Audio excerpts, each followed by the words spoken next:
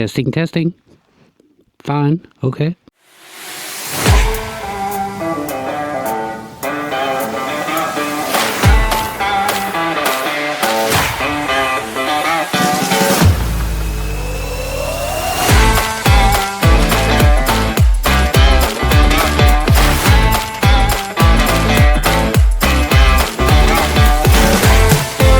Hello, beautiful people, in this freezing cold day. So, just an update. Fairly got it stripped out a wee bit. Tack on all off. Plan on changing that maybe, hopefully, fingers crossed. Forks will be rebuilt. Well, we'll get that later. The important stuff is what I'm going to do today, on the advice of other people, because my poor bandit is going to have to live its curvy life outdoors to make room for both the bikes that's being worked on. So we're going to winterize the bike, which from what I hear is putting the stabilizer on it and filling the tank up through to the neck, and that prevents the fuel from separating or whatever. So I've already put stabilizer on it, so now we'll go and fill it up, but I'll take it for a wee run first and try and make sure the stabilizer penetrates the carbs and what have you. I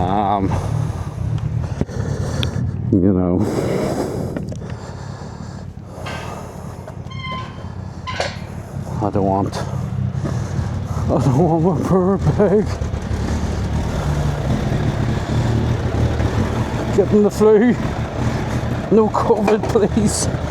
Thank you very much.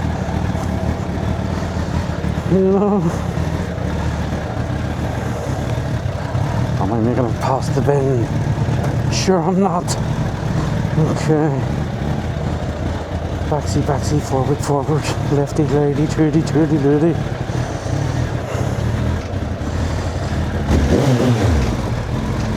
Probably big's freezing. But unfortunately, needs must and all that. Last ride of the season. Winter is approaching fast.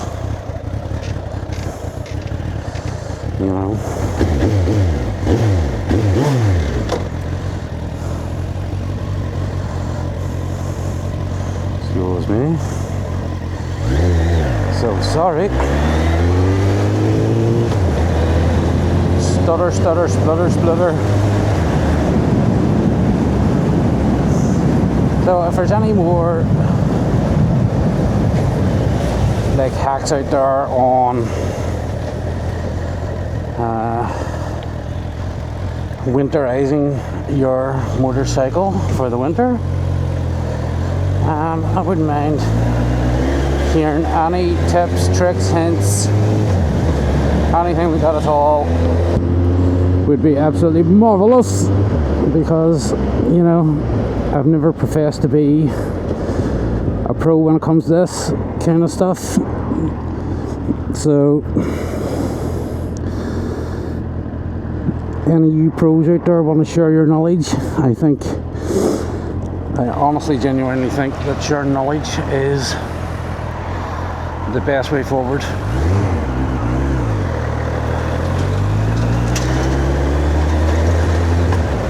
Because it'll welcome a lot more younger people to the biking world. It'll be less intimidating, and I suppose it won't cost as much either, because a lot of these boys, they get their bikes and they'll park them up over the winter the way I used to do too, and then you get out whenever the good weather comes in and there's issues, it doesn't start, you've got issues braking, seized brakes, whatever, all the good stuff And then what you tend to do is you tend to get in touch with your mechanic, your garage, whatever, which, I mean, that's what they're there for. If you're not capable of doing the stuff yourself, 100% get in touch with these people. And here got splat mark there. I mean, the bike's cold and it's only been sitting out there a couple of days, but yet I had to fire those brakes on to try and get it to even slow down. There was no way I was stopping there. I mean, I would have liked to have stopped there and let that guy out, but there was just no way of me stopping there. Some people's going to shout, oh, well, you're too quick through the acceleration, blah, blah, blah, blah. Well, you know, maybe, but it's cold. We're trying to warm the bike up. We're trying to run this penetrating fluidy stuff through it, you know, this engine balancing fucking stabilizer, pedal stabilizer fucking stuff. So I'm sitting on 2 bars. Take it for a wee jaunt around the streets, down the garage, fill her up, take her up the road, park her up, lock her up for the winter, which is a shame. But yeah, so obviously I've been doing a bit of research, a bit of homework, all that kind of stuff, as you do. And there is people in worse companies than ours that have a particular process that they go through when the winter months come in. We wouldn't necessarily talk about it or hear about it over here, hence the reason why I think it's up for discussion. If anybody else out there want to discuss winterizing your bikes, what's the best routines, what's the worst routines, what do you not do, stay clear of, you know, that would be a good one, because I would like to know whenever I'm parking my bike up over the winter and come out in the spring or whatever and try and fire it up, something has went awry. So it'd be good to hear of what not to do also. Now she's going to be sleeping under a quilted cover, no expense spared, of course, fleece lined quilted cover, and then a rain cover over the top of that quilted cover. So I'm trying to give her the best chance of, you know, making it through the winter without any mishaps or whatever. So there we go. But needless to say, it is absolutely bolting, and it's not the kind of weather you want to be out on your bike with, unless, you know, you're a seasoned rider, I suppose, and you have all the gear. I mean, that's the reason why the gear's there, I suppose. And I do have the gear, and I'm wearing appropriate attire, semi-appropriate attire. I use that terminology very loosely.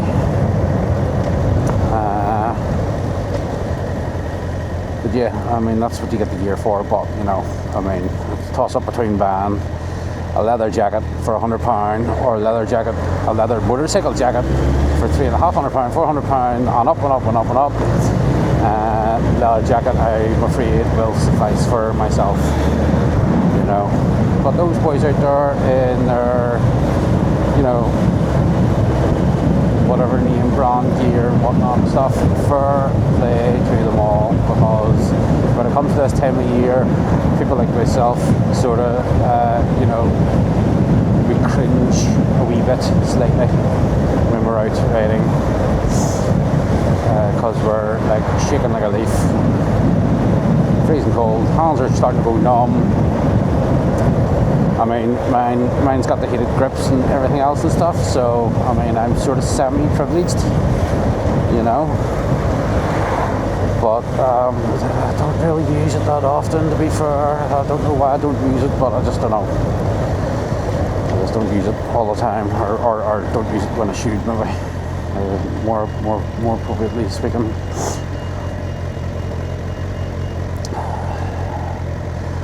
But you can tell how cold it is when you can see your own breath. and the sun is so low lying that it is blinding.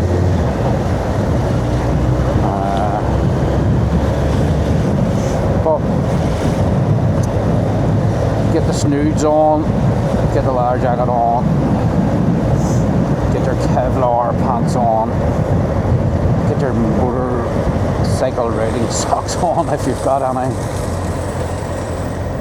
The big long thermal chaps, I've got a pair somewhere, so you know, I'm not being biased towards them, because I remember back in the day me sticking them on.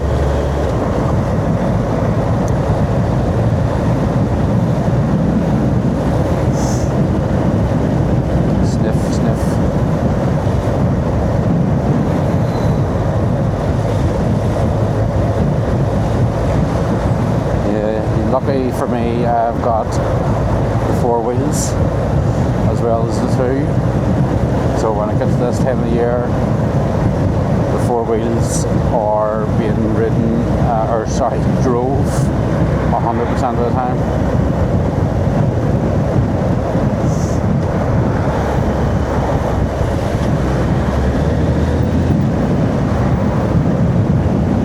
It's just too dang cold, man. Too dang cold.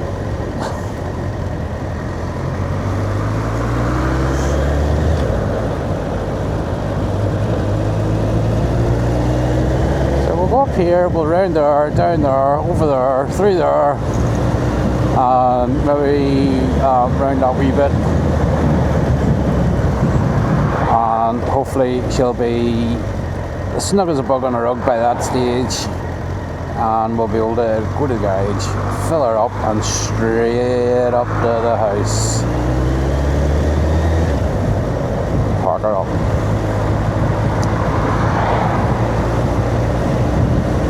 Another year has passed.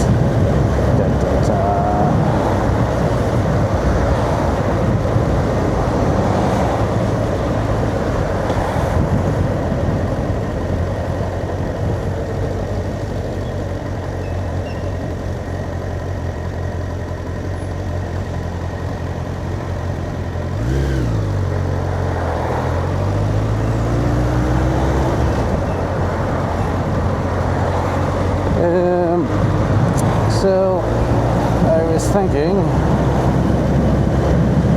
the GS 750. So I'm waiting on the steering head bearings and whatnot coming. I'm waiting on wheel bearings coming. What else? Well, I have to order. I'm going to order one of the seat hoops for it, regardless what it's being made into, because I like to have some kind of stabilization. Once you chop off the back end there, in my opinion, you're mucking about with the you know, the structure of the bike, you know, the integrity of the frame. So in my opinion, it's always good to add something back, replace it with something, can we take it away, so which is what I intend to do. But just because you put the seat hoop on, it doesn't mean to say you do cafe racer or whatever. You know, the last Virago that I did, put the seat hoop on and I done the bobber. But I was able to do, you know, the seat on the bobber was able to have an extra wee bit at the back there, just in case you wanted to take a very slim passenger. You know. So yeah, I need to order that. So I need to take measurements and whatnot of the frame first, but you know, see where we're at.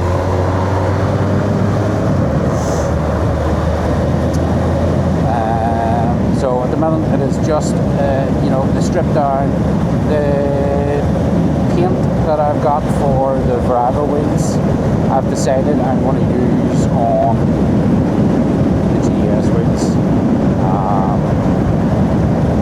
Give the GS spruce up and clean up.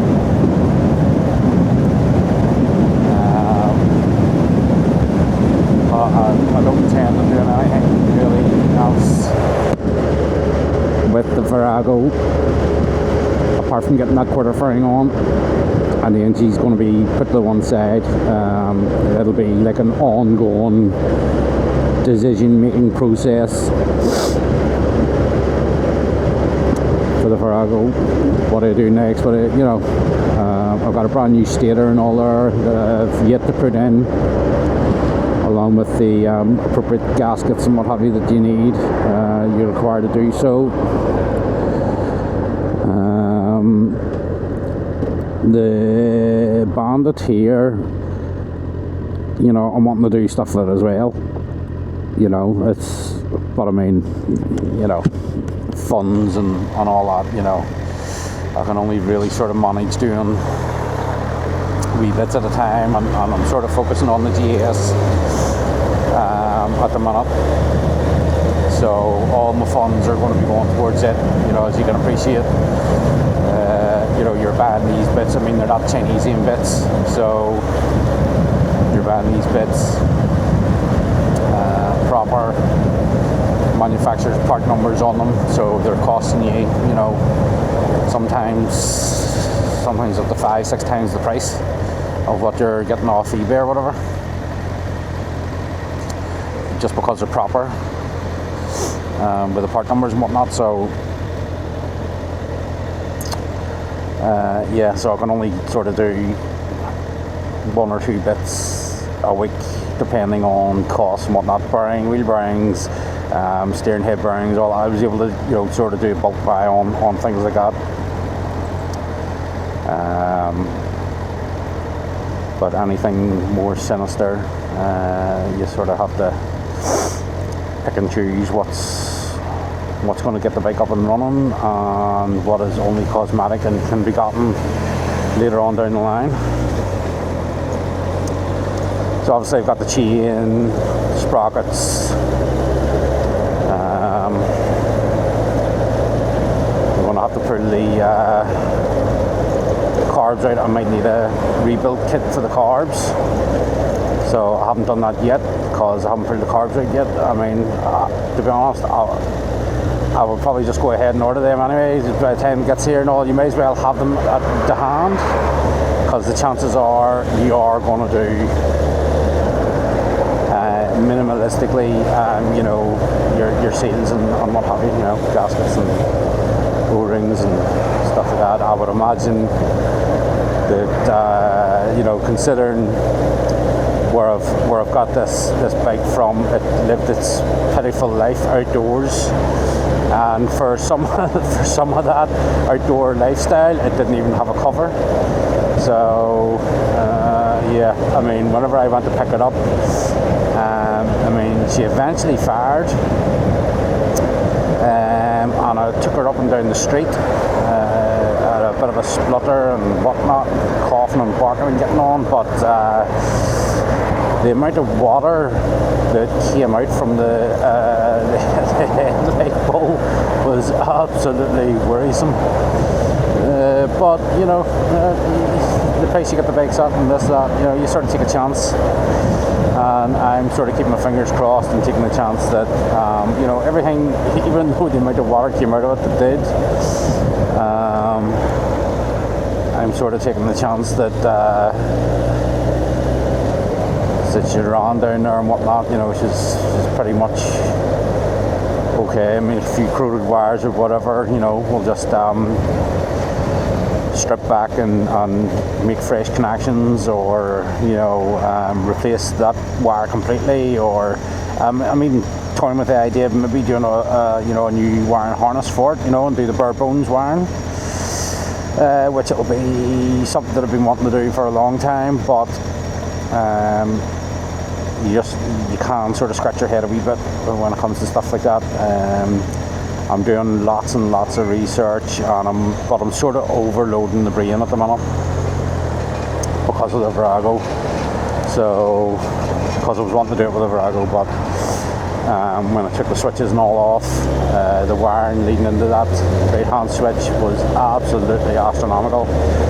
You've got all these safety cut-off switch type things and all going on. It's like, I mean, how do you even go about deleting that? Is that part of the TCI or CDI or what do we call it? You know, is that part of it? Is it embedded in its memory? Do you need to, you know, I don't know, remap that or something, or I don't know. So yeah, needless to say, that didn't happen. But the reason why I deliberately picked this, I was on the lookout for one of these bikes, not the L, but the L came up and it was within the budget and everything else and stuff. And you know, obviously, apart from the shape of the L, it's pretty much, you know, a 1980E, give or take a few tweaks here and there. So yeah, but I'm thinking that the wiring's going to be a lot easier. There's some systems out there that you can purchase and help. You know, you new reg racks that I'm thinking, MOSFET reg rack, which it gives you a slight upgrade. Obviously the timing thing, igniter unit. You can get stuff for that. You can get dyno pack coils. So I'm sort of, you know, fishing through a lot of stuff here and seeing what's going to be manageable and what's not. I mean, some of it is going to be pricey, but you know, it is what it is. And this is going to be another one of those bikes that's I'm not going to be planning on selling it. I'm going to be doing it for my own reasons and purposes and what have you, and holding on to it, you know. So right, enough waffleage, let's get some fuel in the tank. Maybe one day I will get my Harley back one day. The only problem with the Harleys is, as any Harley rider knows, it can cost an absolute fortune. An absolute fortune to maintain and to run, and you know, not necessarily cheap, you know. But as I said, it's all a learning process, and once you learn how to do a chain replacement, you can mark that off a list, move on to something else, brake blade and refresh, mark that off a list, move on to something else. You know what I mean?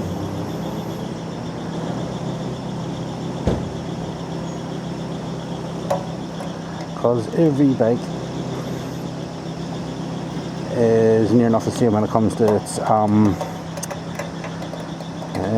moving parts and whatnot. You know, it's consumable parts, if you like.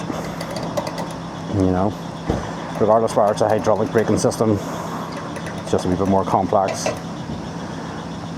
or just the ordinary force fed or whatever. Okay, there she's filled for the measly sum of £15.80. Let's go and pay for that. I want to pump number 4.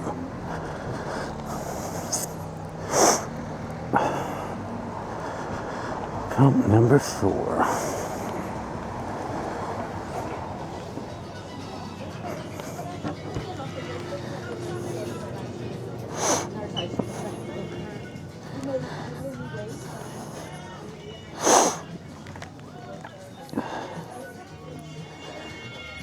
Hey, and number 4. It's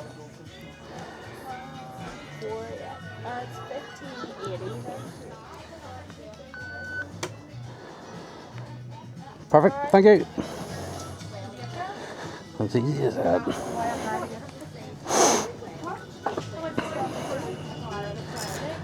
Right. Let us go back up the road, park it up.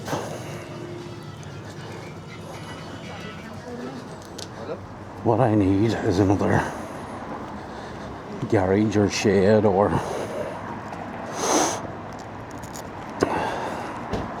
thinking about maybe one of them wee bikes things, you know, them wee portable bike things that you get. And it's sort of, I don't know, it's like hard plastic or something. And it flips up.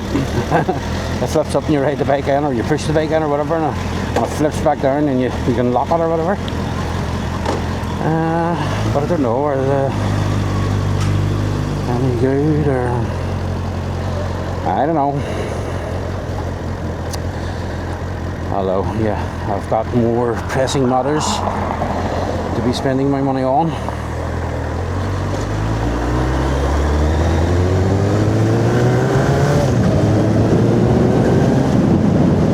So sorry, Mr. Bandit. So sorry, but you're gonna have to sleep outside. I've got a wooden shed out my back, but I measured the door. It's only one of them cheap chaps, you know what I mean? But it's literally, I don't know, like 20 inches or something like that, or maybe it's not 20 inches, I don't know. But anyway, I thought I need twice the amount of room to be able to fit the bike in. Otherwise, she would be going sleeping in the garage, of course with the same quilted cover and whatnot, you know, because you have to keep her warm and whatnot, you know. Don't know. I'll have a look and see if I can make it work. Might be able to make it work. Widen the door up, put some kind of temporary thing over the door, just to, I don't know. Okay. I would actually feel better with it being out there anyway, you know, safety wise, you know, I mean, a lot more secure being out there too, so we shall see. I don't really know anybody who's got anything that would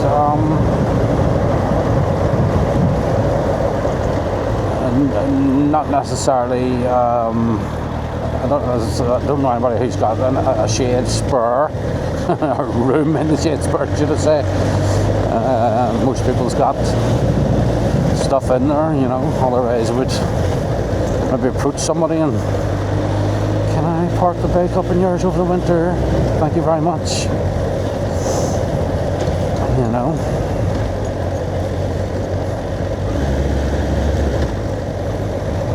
Oh, bumpy. Oh, my days, our roads are absolutely redonkulous. And see down here, would you believe they've had this street cordoned off like 3 or 4 times this year doing bits. I mean, you can see the wee bits here that they've done. But I mean, it takes them bloody 6 weeks to do one wee bit, and you know, the whole street's cordoned off from a certain time of the day to a certain time of night, and oh well, home sweet home. And there we go, folks. That is the rant over. Onwards and upwards. Just a wee short one. So don't forget, let me know